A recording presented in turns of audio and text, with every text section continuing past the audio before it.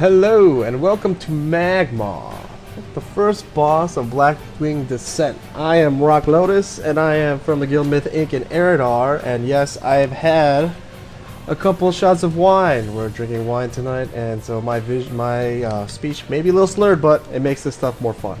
So, as you can see, I'm a rogue and we are DPSing Magmaw. We generally split up into two groups. Usually you have melee, we have our Holy Paladin Roller sticking with us here in the melee, and we also have the healers and the range DPS in the back, and you'll see a swing of that shot momentarily. And then we have our tank here and the side Exile. As you can see, we one tank this fight and we rotate cooldowns. So as Exile generously does, he tanks it off to the side so melee can start DPSing in the back.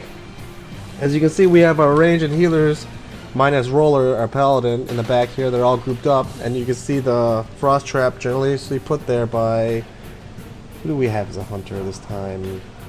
Hanasaku. And that way, when the ads spawn, they'll be slowed, AoE them down like there, boom, lava parasites, they're slowed, AoE that stuff down, and nobody gets hit by it. So very easy. And the range just switch back and forth, left side, right side, left side, right side. And the melee generally just DPS's and goes from there. Our off-tank Coma here is in DPS spec.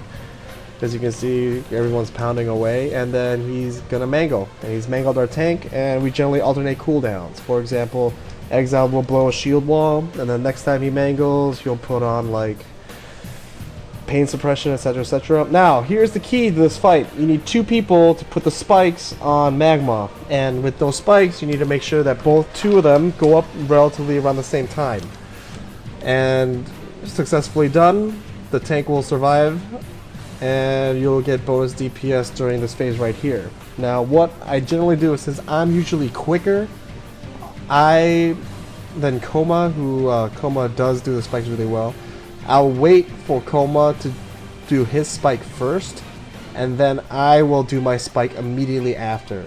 Because if I put my chains on Magmaw and then roughly 5 seconds passes, then what happens is the chain will break, it screws everything up because there's a cooldown on the chain, your tank dies, and everything just goes to hell.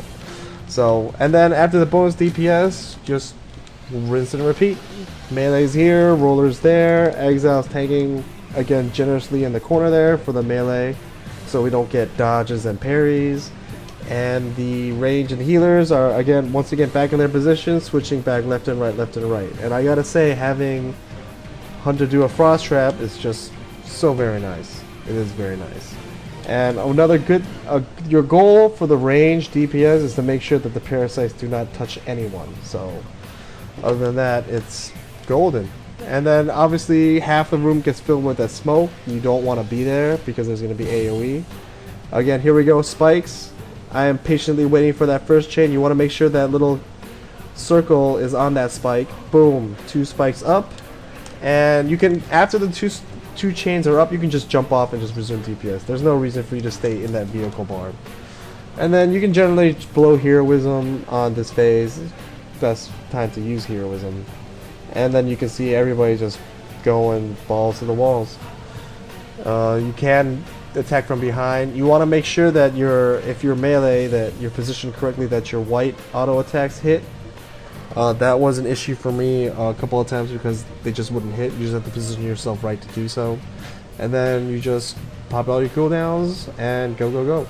And when he raises his head, there is a glitch where if you are too close to him, he will one-shot you and then he'll go to the tank. I don't know why it does this, it just does this. You just need to make sure every time he lifts his heads up, take a couple steps back, wait a second or two, and then just resume your DPS. And then other than that, this is a very standard, easy fight. The only thing, you just break it down easily for your raid group. Our raid group is notoriously mentally challenged, so you just break it down easy.